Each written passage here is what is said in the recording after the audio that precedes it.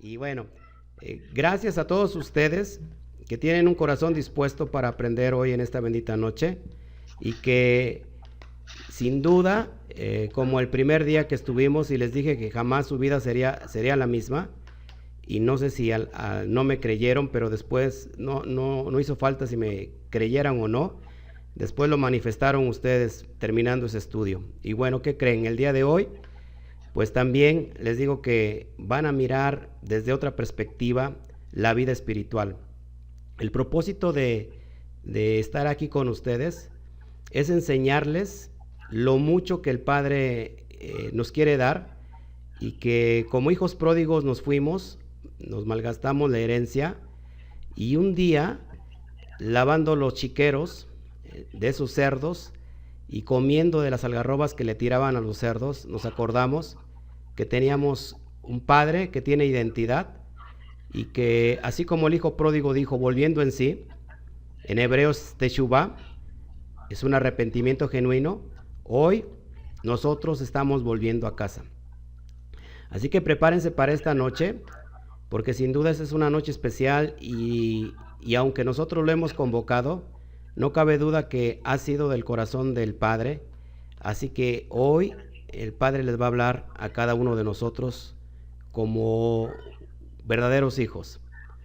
Y yo puedo entender el corazón del Padre, que así como abrazó al hijo pródigo de lejos, lo abrazó, corrió hacia él un hombre adinerado, un rey hebreo. No puede correr porque cuando corre delante de toda la gente, eso le resta prestigio. Y como el Melech David, rey David, danzó, y que su esposa mismo lo rechazó, así un rey no puede correr. Sin embargo, cuando vio al hijo que venía, corrió y lo abrazó de lejos y lloró con él, y el hijo regresó con esta perspectiva que tenemos que volver ustedes y yo. El hijo regresó no exigiendo nada, y dijo: voy a regresar a la casa de mi padre, pero no volveré como un hijo, sino como un jornalero más. Y cuando llegó al padre, le dijo: pongo de testigo al cielo y a la tierra que he pecado contra ti y que no merezco llamarme tu hijo. Y el padre lloró, lo abrazó, le cambió la ropa, le cambió el anillo y le dijo: matemos el becerro más gordo, porque hoy va a ser fiesta, va a haber fiesta, porque aquel que había perdido lo he hallado, aquel que estaba muerto lo he encontrado. Así que esta noche es una noche de gozo para el Padre, y desde ya sentimos su afecto, su amor abrazándonos, y que no le interesa de cómo vengas, cómo estés. Lo único que le interesa al Padre es que tengas un corazón contrito y humillado delante de Él. Él es el que te regresa la autoridad, que te regresa la identidad, que te regresa eso que habíamos perdido, y que sin duda nos permitía, aún estando en ese chiquero de cerdos, clamando a Él, porque teníamos que regresar. Y ese es el tiempo que la profecía de Hechos 3:21 nos habla, que el Mesías tiene que ser retenido en los cielos. ¿Hasta cuándo? Hasta el tiempo de la restauración de todas las cosas que hablaron los profetas desde la antigüedad. ¿Y qué es lo que hablaron los profetas? Teshuvah, arrepentimiento. Arrepiéntanse, hijos de Israel, vuelvan al Eterno, no le den la espalda. Y hablando a las dos casas, tanto a la norteña como a la sureña, casa de Efraín o casa de Israel y casa de Judá. Y ninguno de los dos quiso volver al pacto. Y entonces hoy, aunque el hijo mayor regresó, que son los judíos, regresaron en el 586, volvieron de la cautividad de Babilonia, y desde ahí ellos se han quedado con el Padre. Pero el hijo mayor, cuando vuelve el hijo menor, que es el hermano menor del hijo, el hermano mayor menor, que es Efraín, y regresa, dice el libro de Lucas que el hijo mayor o el hermano mayor entra a celos. ¿Por qué? Porque aquel que andaba como la oveja negra se le había regresado íntegramente todo lo que él había rechazado. Así que, amados hermanos, esta profecía se está cumpliendo el día de hoy, exactamente en esta misma sala, en el estado de Utah, en Estados Unidos. Se está cumpliendo hoy esa profecía. Y déjeme decirle que tanto ustedes como yo formamos parte de esa realidad, de esa profecía que se está cumpliendo hoy. Así que el Padre está feliz yo me adelanté tantito y yo llegué unos poquitos años antes que ustedes, pero sin embargo el Padre hoy está feliz porque los está esperando a ustedes con ansia, con mucha ansia. Amén. Así que bueno, vamos a prepararnos para el tema, que el Eterno nos dé luz para poder ministrar hoy y vamos a dar un pequeño repaso, porque la verdad es que yo puedo hablar de una sola palabra toda la noche y no es mentira, pero hoy quiero enseñarles quizás un poquito más profundidad, solamente para confirmar lo que vimos hace 8 días y que el Eterno, bueno, hoy se complace. Déjenme compartirle pantalla. Perfecto. Bueno, vamos a dar un pequeño repaso para que hoy podamos darle, propósito a esta enseñanza. Hace 8 días vimos la importancia de la palabra derech, que todos recordamos que significa camino, y se acuerdan un poquito que todo inicia con el regreso del hijo pródigo a la esencia original, y vimos la importancia porque es necesario volver a las raíces hebreas.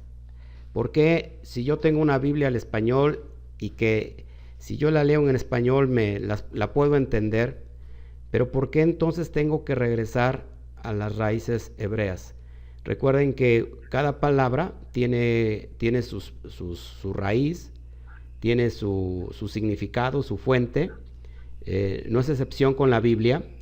La Biblia resultó de mucha pérdida cuando se traduce del hebreo al griego, y después del griego al latín, y luego del latín al alemán, y bueno, tenemos la reforma de Martín Lutero, y después de eso vienen, bueno, todas las traducciones a todos los idiomas posibles, en este caso el español.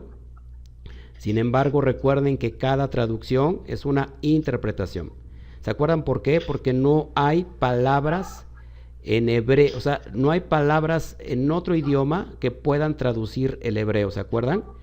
Y que cada palabra hebrea, no hay ningún idioma que pueda contener la multitud de significados o la multitud de valores que tiene cada palabra, o la multitud de méritos que tiene cada palabra. Y entendimos entonces el significado más profundo de la palabra camino, y se las enseñé con su pictografía hebrea. Lo pueden repasar por favor en el estudio pasado, y vimos que el camino significa la puerta que conduce al hombre a la bendición, y entendimos que este camino no es otra cosa sino que lo que nosotros llamamos Torah, lo que se ha traducido como ley, y ahorita lo vamos a ir descubriendo paso a paso para que podamos entender todo este concepto tan profundo.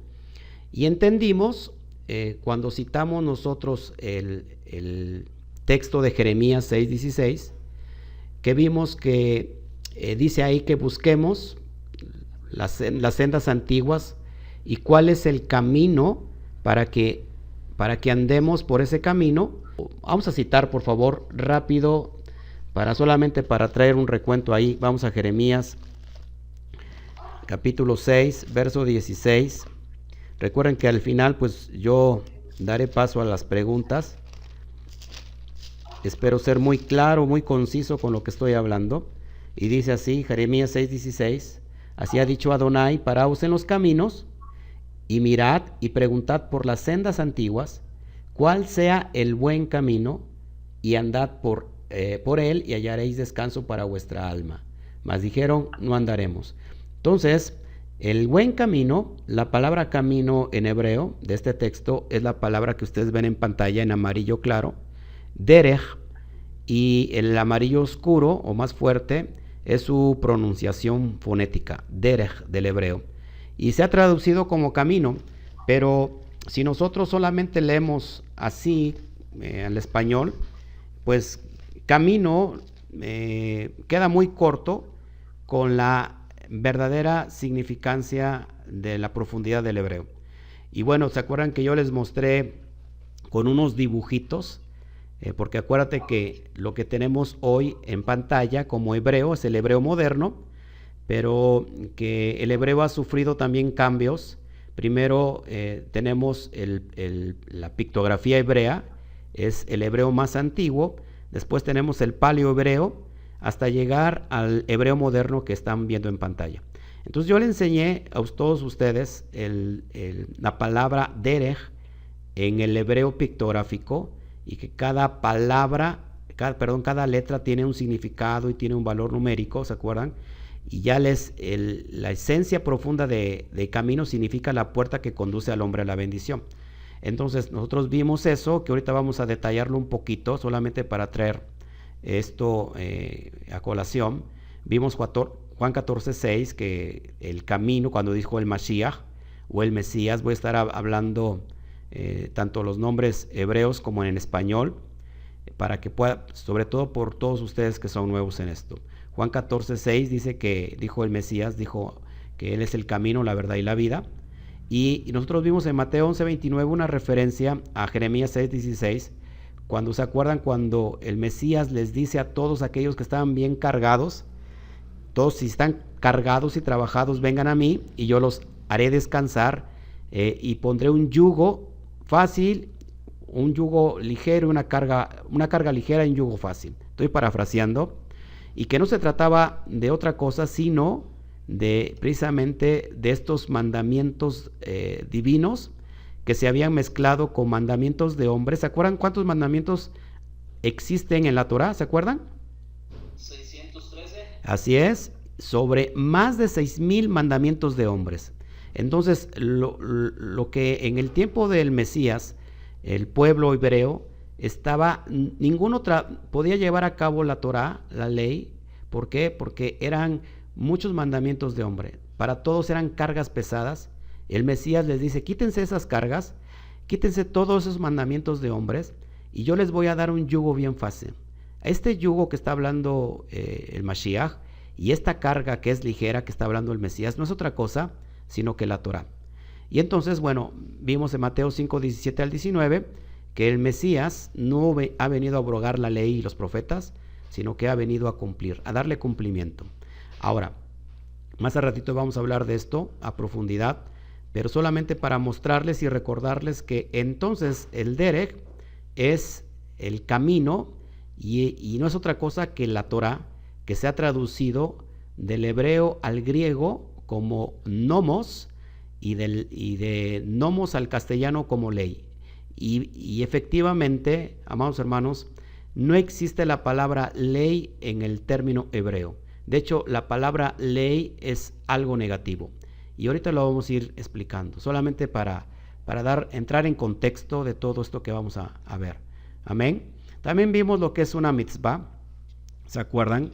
La mitzvah en hebreo se traduce como ordenanza, como mandato, como mandamiento, y que de alguna manera el Eterno le está diciendo una y otra vez, vemos por toda la Biblia, diciéndole el Eterno al pueblo de Israel: si ustedes me prestan su oído, si ustedes oyen mi voz y guardan mis pactos o guardan mis mandamientos, entonces, como vemos en Éxodo 19:5, serán mi especial tesoro sobre toda la tierra, porque mía es toda la tierra.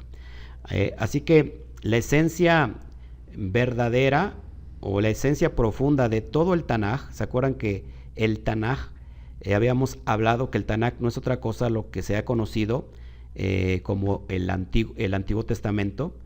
Tanaj viene de las siglas T de Torah, N de Nevin, que significan profetas, y K de Ketuvim, que significan escritos, es decir, todo el compilamiento del mal llamado Antiguo Testamento.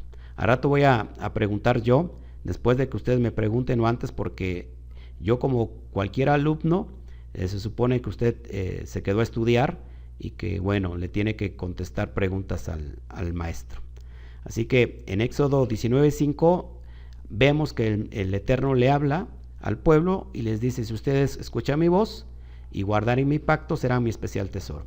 El Eterno quiere, sobre todas las cosas, que le obedezcamos, que guardemos su ley, y vamos a entender desde la perspectiva hebrea qué es la ley, porque para muchos se les hace muy difícil entender qué es Torah, porque bueno, algunos no lo han escuchado, y otros más dicen, bueno, la Torah es para los judíos, eso no es para nosotros. Y cuando alguna vez me vinieron a ver los testigos de Jehová, estando yo aquí en casa, y bueno, me empezaron ellos a predicar, y cuando yo les dije que el libro que yo estudiaba era la Torah, ellos se espantaron y me dijeron, eso no es del diablo. Y le digo, ¿por qué es del diablo? Y me dijeron, es que eso lo guardan los del Islam. Y le digo, bueno, es que no te has informado, pero la Torah es del Eterno. Lo que tú me estás hablando es del Corán. Entonces hay muchas ideas erróneas. Y después de que les dije por aquí por allá sobre la ley y todo esto, me dicen, no, lo que pasa es que usted sabe mucho, no se cree que sabe mucho. Le digo, yo no sé mucho, no, nada más soy maestro de la Torah. Ah, dice, pues así que fácil. Dice, les voy a traer entonces a mi pastor. Dicho, ahí anda con nosotros. Le digo, sí, aquí lo espero con gusto. Y bueno, nunca fueron a ver a su pastor y regresaron. Dijeron, es que ahorita no puede mi pastor, pero otro día con gusto. Entonces, hay mucha desinformación, y sobre todo a nosotros, ¿qué nos dijeron dentro del cristianismo? Pues que esa ley ya había caducado, ya no era para nosotros, que nosotros estamos bajo la gracia y no bajo la ley. Así que ahorita lo que vamos a ver, pero solamente para traer el contexto, esto de regresar a las raíces hebreas es una mitzvah, es una ordenanza. Amén. Bueno, sigamos. También vimos la palabra Lashon HaKodesh, que les iba a preguntar qué significa, pero pues ya lo tienen en pantalla. Significa lenguaje divino. ¿Se acuerdan que Lashon HaKodesh no tiene nada que ver con ningún lenguaje, ningún idioma de cualquier país, de cualquier lengua, de cualquier nación, sino que el idioma hebreo es un lenguaje sobrenatural, una lengua divina, y que no lo llena ninguna lengua, ningún idioma sobre toda la tierra. Y ahorita lo va a entender, yo creo que ya lo entendimos hace 8 días, que de una palabra todo lo que se saca. ¿Qué podemos enseñar sobre todo el castellano? O sea, por ejemplo, ¿no? Solamente la letra A, pues que es una letra, que es una vocal, pero no podemos sacar significados. Pero sin embargo, de las 22 letras hebreas, cada letra tiene un significado profundo, tiene un número, y si luego conjuntamos todo eso, nos da mensajes que, híjole, solamente da miedo, en el sentido de que esto no es una escritura humana, sino completamente sobrenatural. Es lo que vimos hace 8 días, y bueno, la verdad, déjeme decirle que cada vez que nosotros entendemos esto, tenemos más respeto sobre el Lashon HaKodesh. Y se acuerdan que hay una promesa, eso sí se los voy a preguntar ahorita, que hay una promesa que ya se está cumpliendo, es una profecía que ya se cumplió, y lo vemos con un profeta menor que, valga la redundancia, profetizó. ¿Se acuerdan quién es? Jonás. No, Oseas. No. ¿No es Oseas? No. No han hecho bien la tarea. Porque vimos de Zacarías, de Ezequiel, de 37. Vimos Oseas. ¿Se acuerdan? ¿Puedes repetir la pregunta? ¿Zacarías? ¿Se acuerdan quién dijo, en qué profeta dice, les regresaré la pureza de labios? ¿Se acuerdan?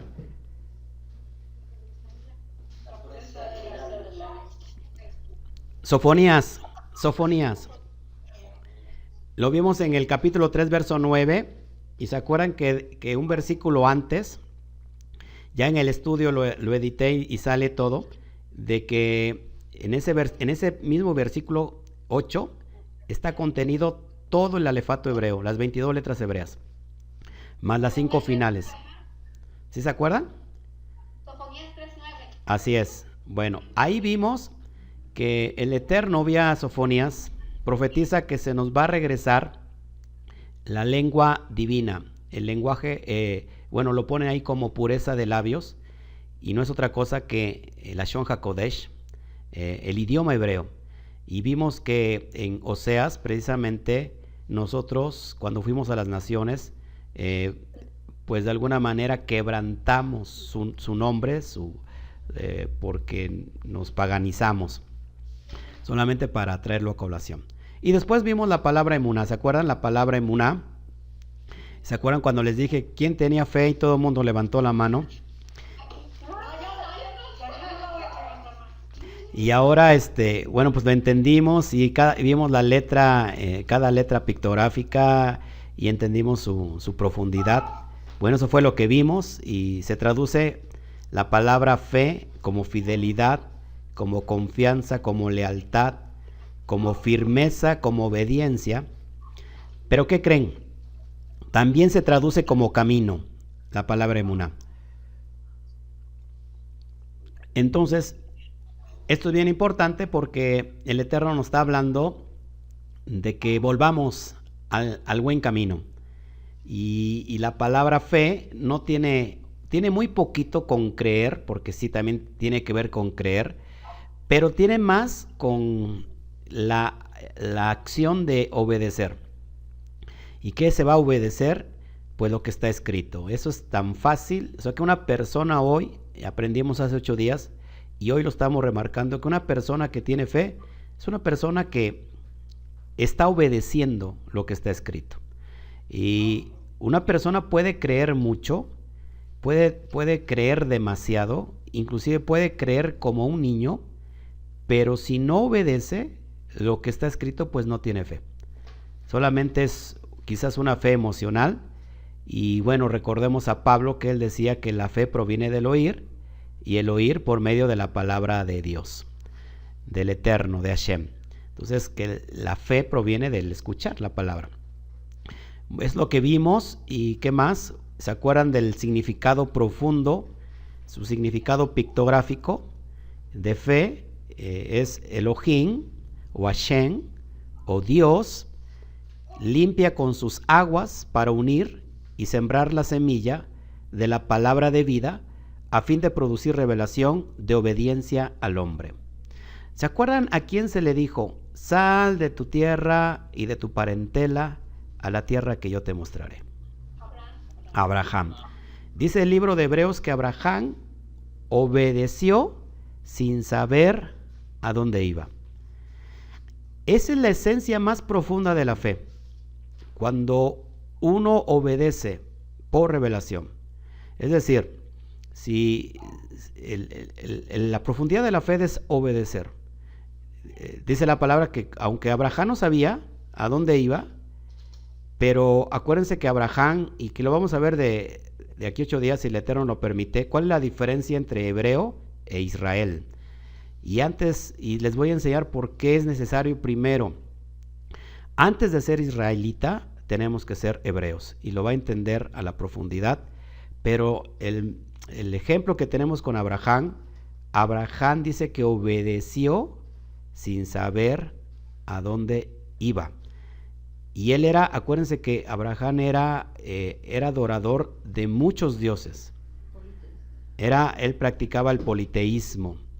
Y Abraham dejó la tierra de Ur de los Caldeos en Mesopotamia y salió para obedecer a uno solo, al Todopoderoso. De hecho, te voy a adelantar tantito y espero, me dice mi esposa, trata de ser muy, pues ¿cómo se puede decir? Muy, muy conciso, para que no te metas en muchas profundidades, porque luego, para que no se hagan bolas. Pero el Eterno está aquí, y les va a revelar, y Él es el que se encarga de enseñarles.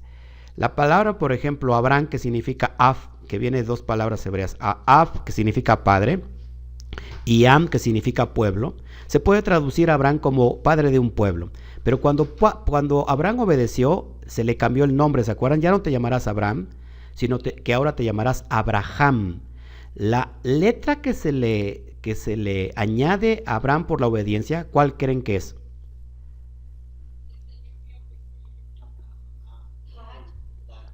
Bueno, en hebreo es la letra Hei.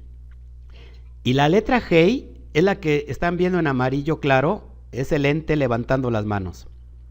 Y bueno, todos sabemos aquí, ¿cuándo se entrega la ley, la Torah? ¿Se acuerdan? ¿En qué tiempo, o sea, en qué libro se entregó? En Éxodo, exactamente. Bueno, pues Abraham obedeció. ¿Qué fue lo que obedeció? Porque esto es bien importante y les voy a enseñar algo bien profundo ya desde ahorita. Vaya por favor a su Biblia, a su Torah, así le vamos a llamar, y vamos al libro de Génesis. En hebreo es Bereshit. Capítulo 26.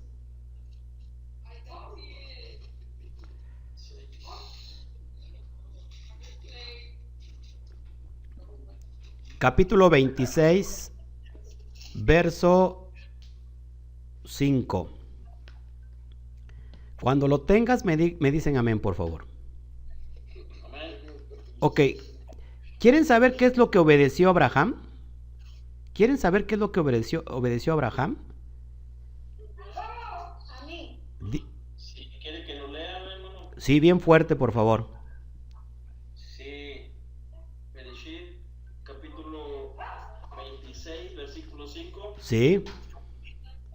Dice, por cuanto oyó Abraham mi voz y guardó mi precepto, mis mandamientos, mis estatutos y mis decretos y mis leyes, perdón. Wow.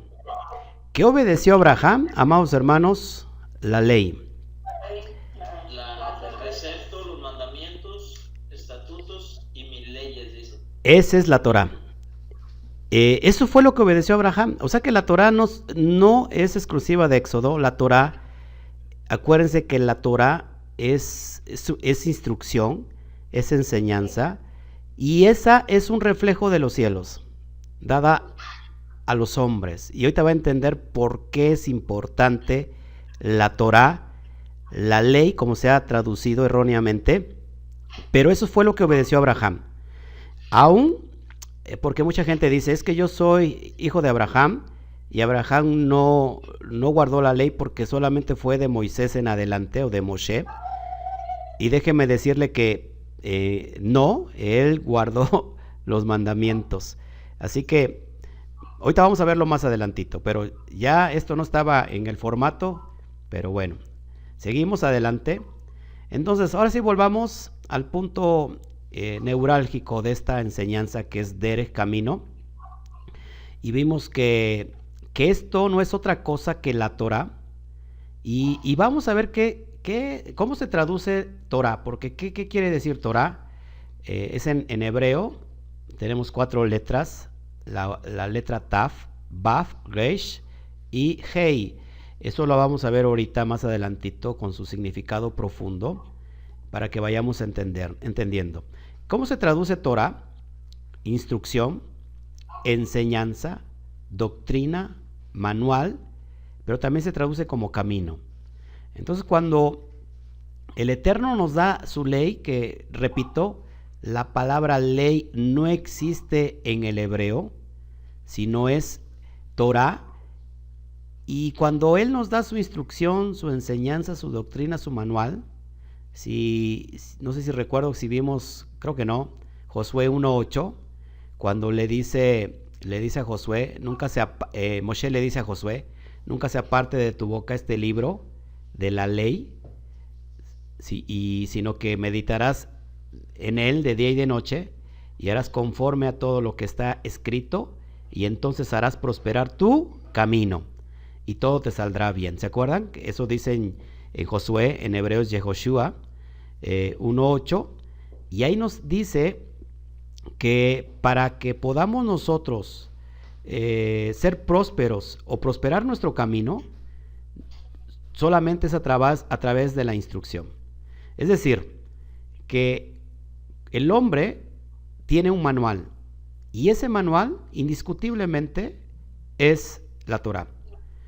Como cada producto, cuando nosotros abrimos cualquier, aunque es muy vaga la comparación, cada producto tiene un manual de instrucciones. Y normalmente el fabricante, si uno hace mal uso sobre aquellas instrucciones, el fabricante normalmente no se hace responsable, ¿se acuerdan? Y tenemos que leer el manual para que podamos nosotros hacer buen uso del producto en sí. Así como ese ejemplo, el ser humano tiene un manual y desgraciadamente, ojo aquí, que ese manual el ser humano lo ha rechazado y entonces tenemos una vida llena de mediocridad, sin éxito y siempre hay un vacío existencial que hay que estar llenando. ¿Por qué? Porque hemos olvidado el manual, la instrucción, la enseñanza para tener éxito en nuestra propia vida, para que todo nos vaya muy bien, para que nuestro camino sea completamente prosperado. Entonces, desgraciadamente cuando nosotros oímos y así fuimos enseñados y decíamos es que la ley, la Torá ya no es para este tiempo, ya no es para nosotros, es solamente para los judíos, nosotros estamos bajo la gracia. Pero les voy a enseñar, amados hermanos, que en realidad la gracia no es otra cosa más que la Torá. Y se los voy a ir enseñando poquito a poquito. Entonces, Torá significa nuevamente instrucción, enseñanza, doctrina, manual, pero también tiene que ver con camino. Y esta viene de la palabra, de la raíz hebrea. Recuerden que cada palabra hebrea tiene asimismo una raíz. Y esta viene de la palabra yará. Yud, Reish, Hei, y se pronuncia como yará. ¿Y qué significa yará? Significa acometer. O, para que puedas entender más fácil, tirar una flecha al blanco. O mostrar el blanco o dar en el blanco. Es decir, que la palabra Torah, su raíz es la palabra a sí misma yará, que esta tiene que ver con el arco y la flecha.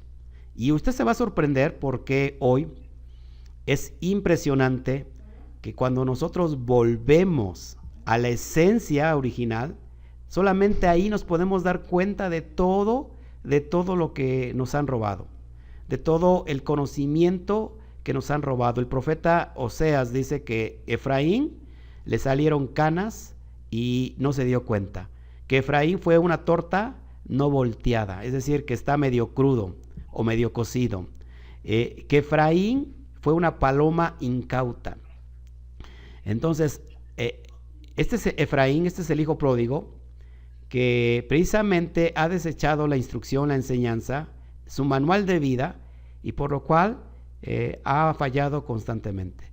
Pero entonces, volviendo a la raíz yará, que tiene que ver con tirar o dar al blanco, esto es bien importante porque cuando nosotros descubrimos esto, no nos queda más que decir que esto es algo sobrenatural. Esto no se lo pudo sacar de la manga a Moshe hace miles de años atrás, sino que esto es una inspiración divina. Yo era una de las personas que no creían en la Biblia. Yo decía que la habían escrito hombres común y corriente como nosotros, que eso no era una falacia, era una mentira, y el Eterno me cayó la boca, y hoy estoy predicando de esto, porque esto es impresionante, y creo que si a uno no le apasiona, y se ve que a mí me apasiona, por supuesto, y puedo dar esta enseñanza y puedo impartir esta pasión para que llegue a su corazón y puedan ver la importancia de una sola palabra. Entonces, ¿para qué el hombre necesitará edificarse en el arco y la flecha? Pues el propósito salta a la vista y es para dar al blanco. Es más, por ejemplo, entonces la raíz esencial de Torah tiene que ver con arco y con flecha.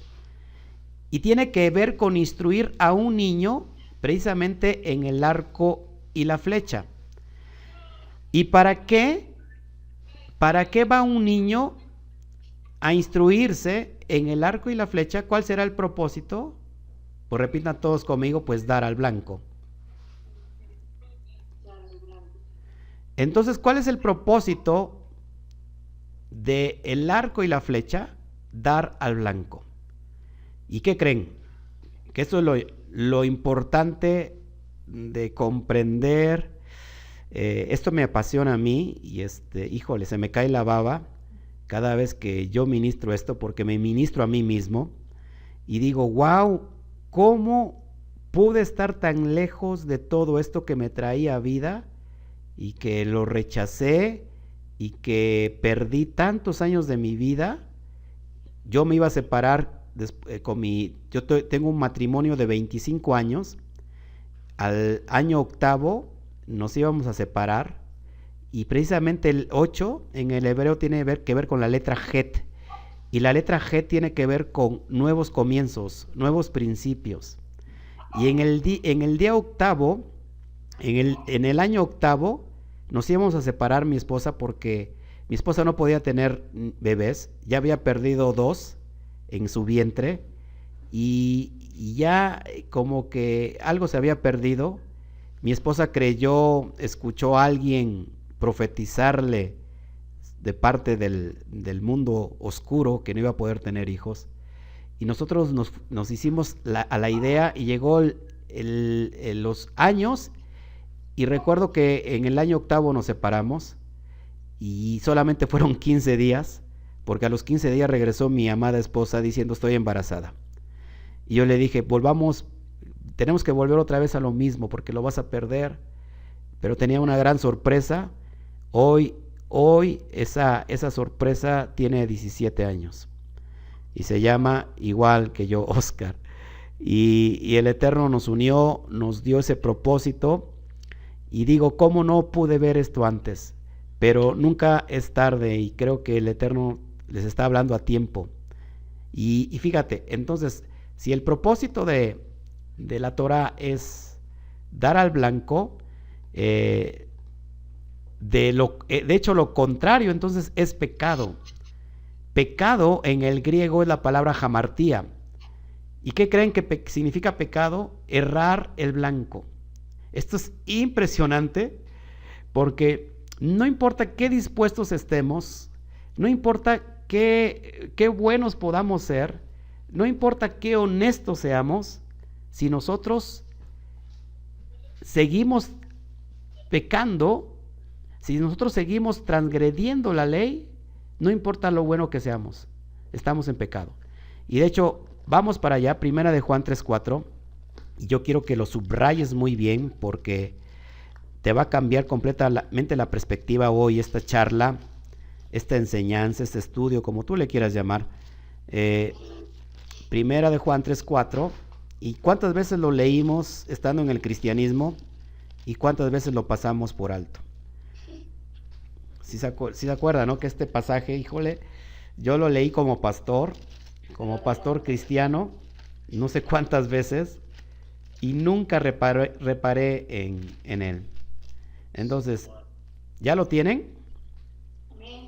Dice así: todo aquel que comete pecado infringe también la ley, pues el pecado es infracción de la ley.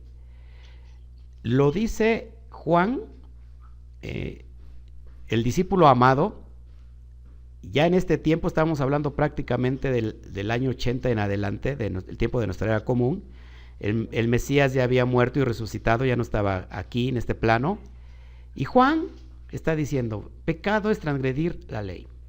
Yo como pastor cristiano leí esto y yo seguía transgrediendo la ley y no sabía que transgredir la ley era pecado. Así que, amados hermanos, ¿para qué nos sirve la Torah? Precisamente para dejar de pecar. Porque por mucho que querramos, no podemos dar al blanco. Y la Torah nos enseña, nos instruye a cómo dar al blanco, cómo dejar de pecar. Esto es impresionante porque nos abre la perspectiva y ya vamos tirando una vaca sagrada que se levantó dentro de la creencia católica cristiana, que es haber cancelado la ley. La ley no está cancelada, no está caducada, sigue vigente. Y vamos más para allá para que lo podamos entender. Esto es impresionante, amados hermanos. Lo que tienes en pantalla es la palabra Torah. Nuevamente arriba las letras en blanco es las letras en hebreo. La letra Taf, la letra Vav, la letra Reish y la letra Hei. Debajo de ellas, en letras negras, tienes la pictografía hebrea, la más antigua. Y la letra Taf, que de hecho es la última, por eso encontrarán yo soy el alfa y la omega. En realidad en hebreo yo soy el alef y la taf, el principio y el fin. De hecho la palabra taf, la letra taf, perdón, es la letra final de todo el alefato hebreo. La letra taf, su pictografía es... Híjole, esto es impresionante, porque esta es una cruz, es un madero. Y esto significa pacto señal. Me voy a posicionar acá. Esto significa pacto. La letra Taf significa pacto, señal o marca. Y curiosamente, amados hermanos, su pictografía es una cruz. Y no tengo que enseñarte a qué se refiere, porque cada vez que encontramos una cruz, no es otra cosa sino una referencia al pacto de redención. Después tenemos la letra Vav, que la letra Vav es como si fuera una Y, pero que en realidad esto es una estaca o un clavo que sirve para unir dos cosas. De hecho, estas se ponían en las tiendas hebreas en el desierto. Es que aquí en nuestro país, en México, se le llaman garrochas a estos, así terminan las garrochas. Y bueno, pero sirve para unir, era para unir las tiendas. Y de hecho, para eso es. La esencia de la letra Vav es unificar. Y tiene que ver con clavo.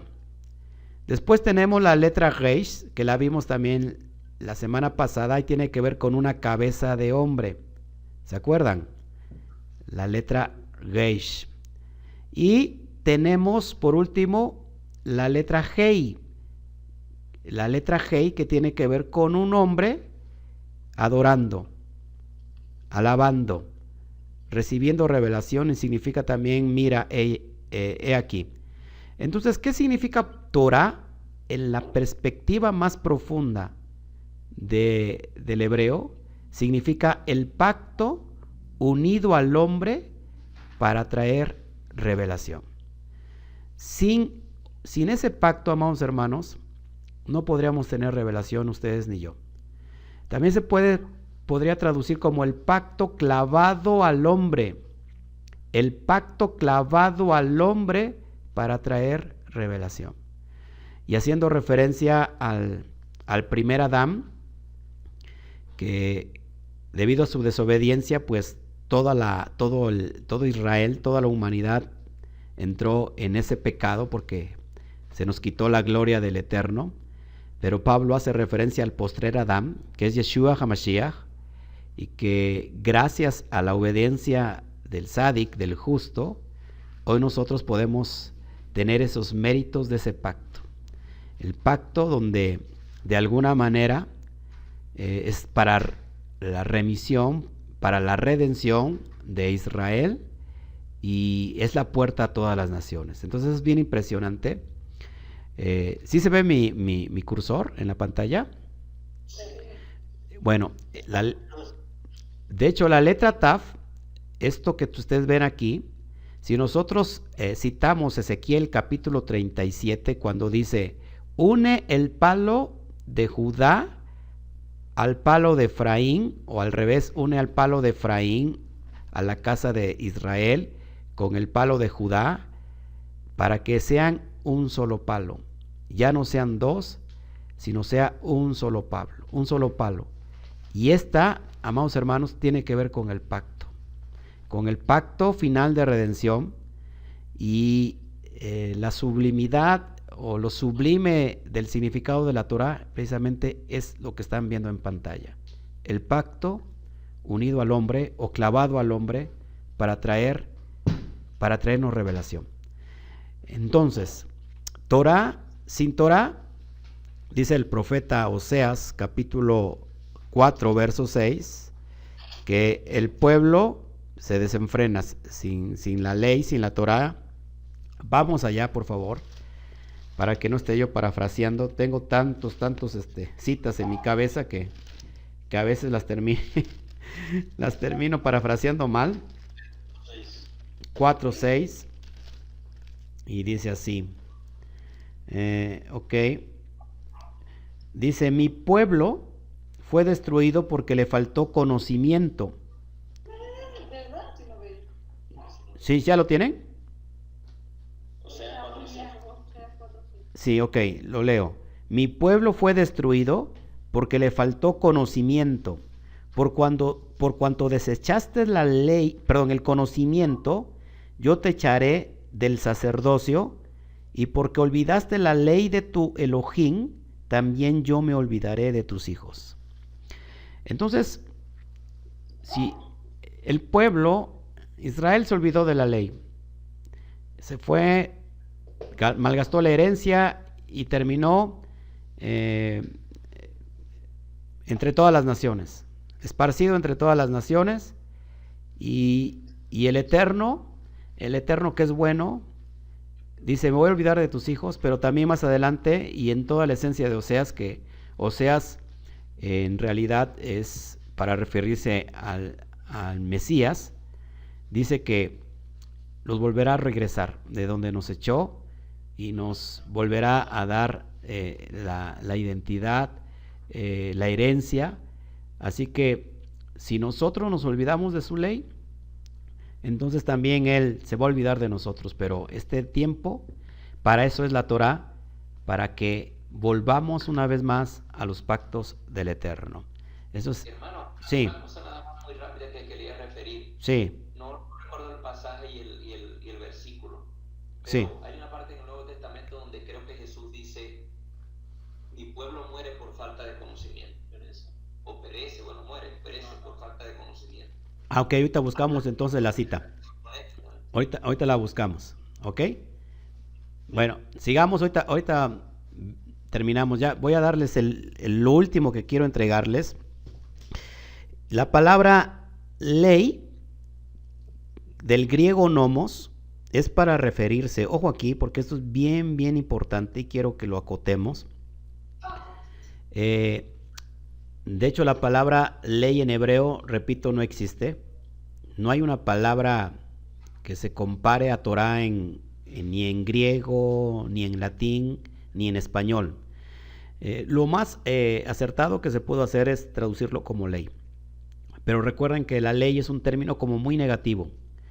Sin embargo, cuando nosotros venimos al Nuevo Testamento, al mal llamado Nuevo Testamento, ya saben por qué, lo expliqué hace 8 días, resulta que los autores, cuando ven Torah, cuando ven nomos, no le dan la importancia o la división, porque han traducido en el texto del Nuevo Testamento la palabra nomos indistintamente para referirse a ley. Y tenemos al menos 3 conceptos negativos en el Nuevo Testamento de nomos y un solo contexto positivo. Sin embargo, nomos se ha traducido indistintamente. ¿Sí me escuchó? ¿Sí me están escuchando? Ahora sí. No se escuchaba, pero ahora sí. ¿En qué me quedé? En los nomos. Es que no existe Ok. la palabra en hebreo que es con un significado negativo. Ok, bueno, entonces la palabra nomos del griego, que se ha traducido como ley, en el Nuevo Testamento hay al menos 3 definiciones negativas y una positiva. Pero cuando los autores traducen nomos, lo traducen indistintamente, y ahorita lo vamos a entender. Por ejemplo, hay un término negativo que se le conoce nomos, pero es para referirse, por ejemplo, a la ley de las obras. ¿Y qué son las leyes de las obras? Tradiciones rabínicas, la Kabbalah, el Midrash, Talmud, etcétera. Doctrinas y mandamientos de hombres, ¿se acuerdan? Los 613 mitzvot son aplastados por más de 6,000 mandamientos de hombres. Ese es un término negativo para nomos. Esto es bien importante que lo vayamos entendiendo. También tiene que ver con la observancia legalista de la ley divina, es decir, la salvación por obras religiosas. Y vemos el pasaje de Marcos 7:7 al 9, donde dice el Mesías, les dice a cierto grupo de judíos, ¿cómo se llama? De parushim, de fariseos, les dice, ustedes han dejado la ley de Dios por guardar los mandamientos de hombres, las leyes rabínicas. Bueno, la palabra nomos, uno de sus términos negativos es para referirse a la ley de las obras. ¿Se acuerdan que tenemos un texto en Gálatas y en Romanos donde nos hace referencia que no estamos ya bajo las obras de la ley, sino bajo la gracia? Cuando hace esa diferencia, Pablo no se está refiriendo a la ley divina, sino está citando la ley de las obras, lo que te estoy mostrando en amarillo. Sin embargo, los traductores no hacen la diferencia como corresponde, simplemente ponen nomos, pero esta es la ley de las obras. Tenemos otro concepto negativo y es bajo la ley. Cuando se menciona Pablo bajo la ley, no está refiriéndose a la ley divina, sin embargo es la misma palabra nomos, y esta tiene que ver con la maldición o la ley del pecado. Es decir, torcer los mandamientos divinos bajo una mala interpretación, etcétera, etcétera, etcétera. Vemos que... ¿Sí me están escuchando? A torcer. Ok. ¿Sí me están escuchando? Sí. Sí, ahora sí que no había entendido que decía torcer la ley.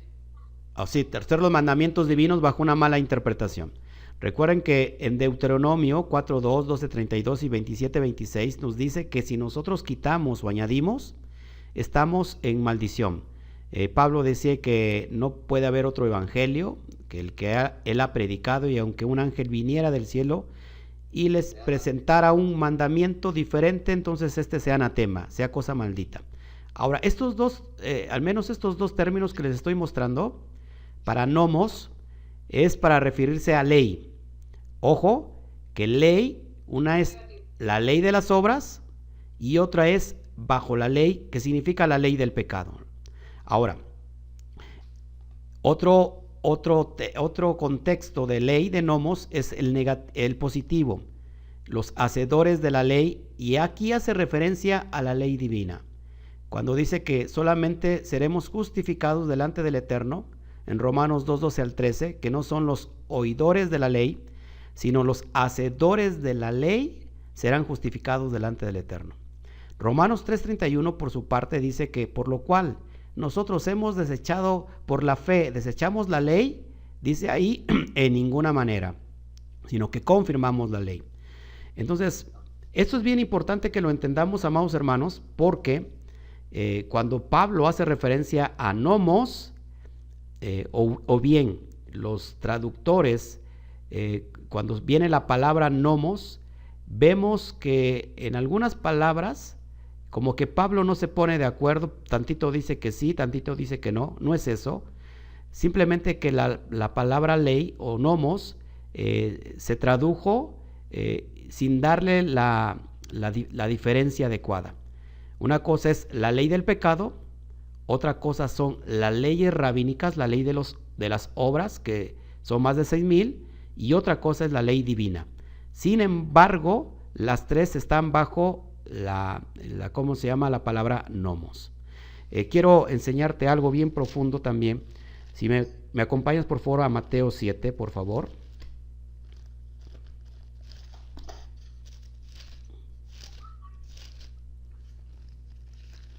Mateo capítulo 7, vamos para allá, déjenme buscar la cita. Cuando lo tenga, en Mateo 7, del verso 21 en adelante. Amén.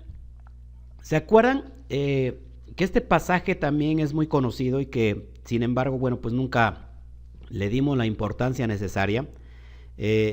ahí está hablando el Mesías, Mashiach, y voy a leer los versos para que podamos entender el contexto. Dice, no todo el que me dice, Señor, Señor, entrará al reino de los cielos, sino el que hace la voluntad de mi Padre que está en los cielos. Verso 22, muchos me dirán en aquel día, Señor, Señor, que en hebreo es Adón, Adón, ¿no profetizamos en tu nombre, y en tu nombre echamos fuera demonios, y en tu nombre hicimos muchos milagros? Verso 23, y entonces les declararé, nunca os conocí, apartaos de mí, hacedores de maldad. Si tú subrayas por favor la palabra hacedor de maldad, si tú buscas en el original es la palabra griega anomía. Anomía. ¿Y qué significa anomía? Ojo aquí, la palabra en griego a significa sin y la palabra nomo significa ley. ¿Por qué lo rechazó el Mesías? Porque la palabra hacedor de maldad se traduce también como iniquidad. La iniquidad es anomía. Y entonces se los voy a leer como corresponde. El verso 23, y entonces les declararé, nunca os conocí, apartados de mí, aquellos que están sin ley, aquellos que viven sin la ley, aquellos que son anti-Torah. Es lo que significa la palabra anomía, aquellos que están sin ley. Entonces, esto no se traduce tal cual, porque lógico, hay muchos intereses de por medio. Cada traductor y copista pues lleva agua para su molino, y aquí nos vemos clarísimo que entonces la ley divina nunca quedó caducada, nunca fue echado a un lado, sino todo lo contrario. Y bueno, ya creo que con eso he terminado esta explicación. Gracias. ¿Qué más? Sigo en línea, ¿verdad? Ok. Pues esto es lo que les quería yo entregar. Que veamos esta importancia de estar entendiendo. ¿Cómo ven, mis amados hermanos? Todo está bien interesante. Todo está muy bien interesante, muy bien explicado. Y pues ahí estamos, mi hermano, con esa hambre y esa sed de aprender, porque todo esto es nuevo para nosotros. Todo esto es nuevo para nosotros porque después de haber estado tantos años en el cristianismo, todo esto son términos, son palabras, conceptos, historia, todo explicado desde un punto de vista totalmente diferente. Amén. Y pues estamos como cuando un niño empieza a caminar. Así es, aprendiendo. Como cuando vamos primeramente al kinder. Amén. Así que aquí estamos con las ganas de seguirnos congregando, de seguir aprendiendo y que el Señor lo siga usando, mi hermano. Muchas gracias. Solamente antes de que pasemos a las preguntas, me llama mucho la atención que si el pecado es transgredir la ley, no importa todo el esfuerzo que hagamos, si nosotros seguimos transgrediendo la ley, estamos en pecado. Y vemos en Éxodo 20, ¿se acuerdan cuántos mandamientos hay en Éxodo 20? Son 10 mandamientos. 10 mandamientos, que en realidad son 14 en el original, pero son 10 expresiones, son 10 mandamientos, y que curiosamente, ¿se acuerdan que se presentan en 2 tablas, haciendo referencia también que una parte de ellos, en esencial 4, los primeros 4, es en referencia de nuestra relación que tenemos con Hashem, con el Eterno? Sí. ¿Sí va a hacer una pregunta, Fernando? No, que okay. Estabas señalando precisamente era eso, que era con relación a Dios. Ok, y los otros restantes son una relación que tenemos para el prójimo, es decir, la primera es una relación vertical y la segunda es una relación horizontal. ¿Se acuerdan cuando el Mesías le preguntan cuál es el más grande mandamiento? Él cita Deuteronomio capítulo 6 verso 4, amarás a Elohim con toda tu mente, con toda tu alma, con todas tus fuerzas. Está citando la Torá, está citando el libro de Deuteronomio, y él dice, y hay otro que es semejante al primero, dice, amarás a tu prójimo como a ti mismo. También citado de la Torá, Levítico 19:18. Es decir, que el Mesías está citando esto que te estoy enseñando, que 4 mandamientos tienen que ver con la relación con mi Padre. Si yo amo a mi Padre celestial, no voy a hacer idolatría, no voy a inclinarme ante falsos dioses, no levantaré en vano su nombre, y guardaré Shabbat, el día que está explícito en Éxodo 20. Y si yo cumplo con los demás restantes, cuando amo a mi prójimo, no lo voy a matar, no voy a desear la mujer de su prójimo, no le voy a robar, no le voy a levantar falso testimonio, y estoy cumpliendo Levítico 19:18, amarás a tu prójimo como a ti mismo. Ahora, eso se reduce todo a la ley y los profetas. Cuando yo cumplo todo eso, amados hermanos, cumplo con todo. La pregunta de los 64,000, ¿por qué entonces se quitó el mandamiento del guardar el día séptimo? Y que es el 4º mandamiento, guardar el Shabbat. Y nosotros guardábamos un día que no es. Y de hecho la palabra domingo ni siquiera existe en el Antiguo Testamento, y por supuesto en el Nuevo Testamento. No existe la palabra domingo. No hay ni una sola referencia a la palabra domingo. Es más, cuando se dice en Hechos 17 o en Hechos 20, cuando dice que se reunían el primer día de la semana, y todos, al decir pues, primer día de la semana es domingo, pero en el griego es miatón sabatón, y se traduce como el primero de los sábados, haciendo referencia a las fiestas que se tienen que guardar. Y bueno, ya para esto pues tenemos que avanzar un poco más para que vayan entendiendo.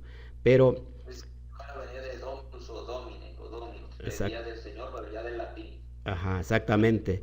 Ahora, nosotros podemos buscar al Eterno todos los días, sí, por supuesto, todos los días. De hecho, así lo hacemos, pero Él estipuló un día específico para guardarlo, y es por toda la eternidad.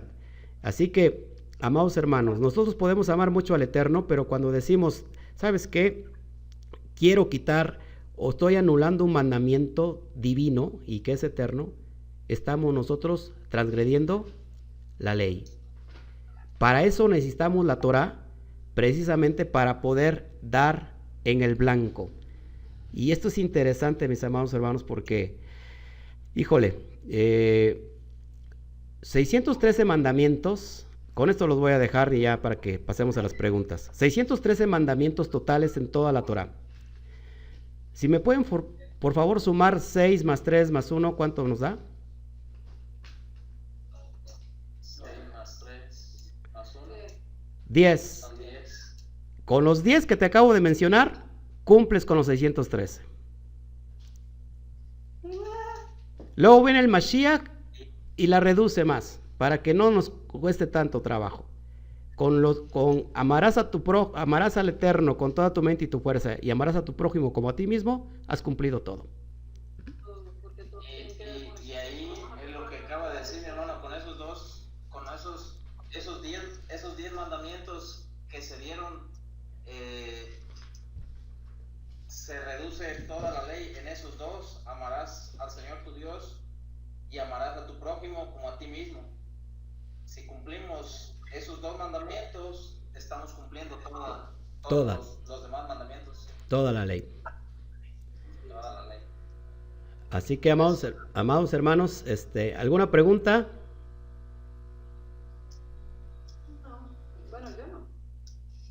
Ustedes, Pues no. yo sí. Sí, con gusto. Me gusta que me pregunten. Cosas muy... Yo quisiera que nos explicara un poquito así cómo es la manera correcta de guardar el Shabbat, porque hay muchas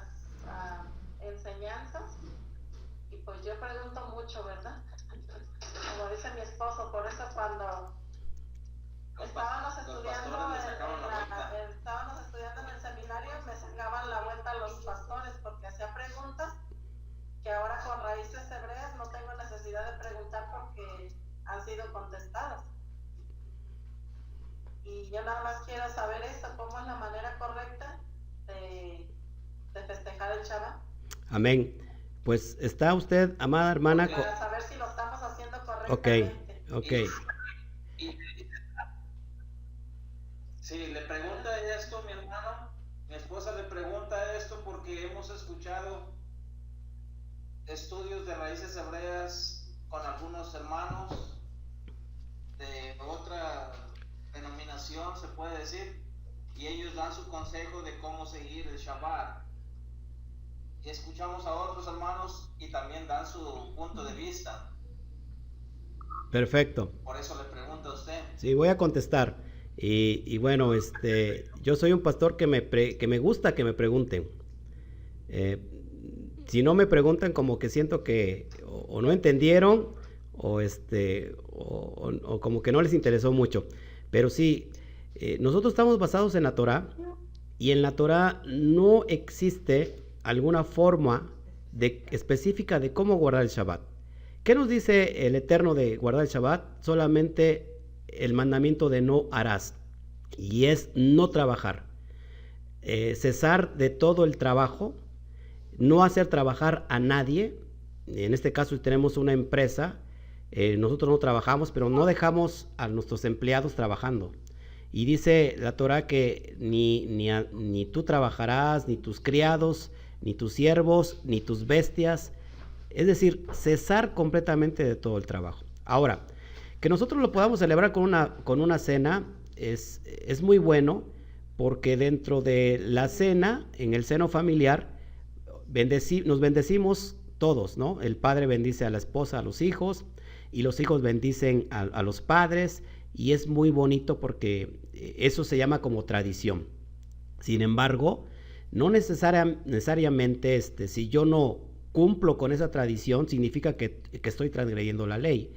El transgredir realmente sería trabajar. Así que yo lo que siempre, aconsejo, y que no me lo saco tampoco de la manga, sino que está en la Torah, simplemente es dejar de trabajar. Nosotros lo hacemos, recibimos el Shabbat porque hay una recepción del Shabbat, y se inicia en cada,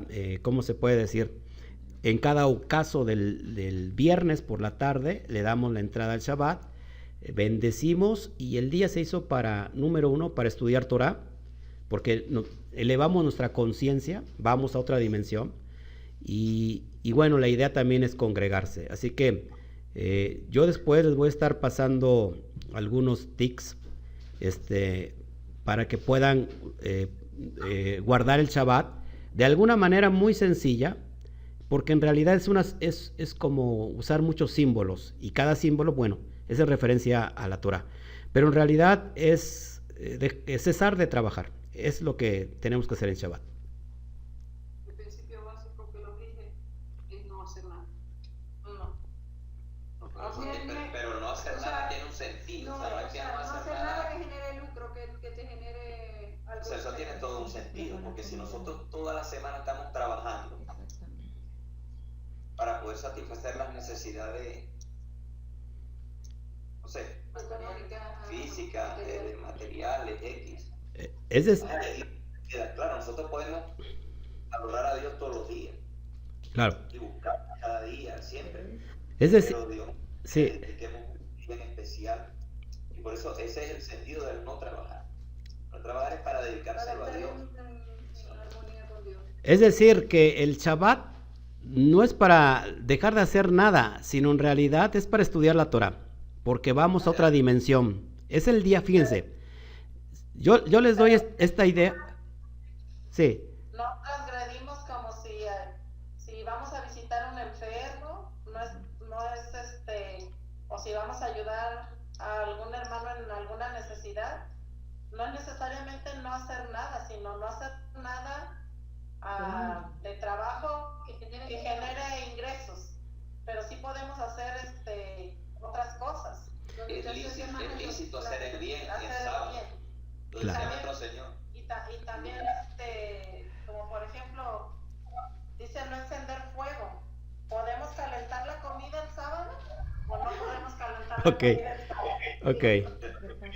Se prepara todo en la víspera de Shabbat. Ya no se calienta nada. Ya no se cocina, porque cocinar es un trabajo. Se prepara todo y bueno, la idea es de no hacer ninguna obra que hacemos durante toda la semana, porque de alguna otra manera sí transgredimos el Shabbat. No por ayudar a alguien, porque el Mashiach dijo, ¿verdad? Si una hija de Abraham en el día de Shabbat, uno la puede ayudar en expresión de que orar por un enfermo. Si tú ayudas a un animalito que cayó al hoyo, ¿cuánto más la hija de Abraham? Hacer el bien en Shabbat es lo ideal. Por eso en la perspectiva hebrea siempre hay la ley de mayor peso. Es decir, que a veces podemos violar una ley por cumplir otra que es de mayor peso. Así que en Shabbat sí podemos ayudar al enfermo. Si hay un necesitado, podemos ir a orar por él. Pero normalmente el Shabbat se hizo para guardarlo, ya sea en casa. Lo ideal es en una congregación, y doy gracias al Eterno porque hoy se está levantando algo ahí para que se reúnan a guardar el Shabbat y que vayan a otra dimensión. Yo les digo este concepto para el Shabbat y ya les doy el pase.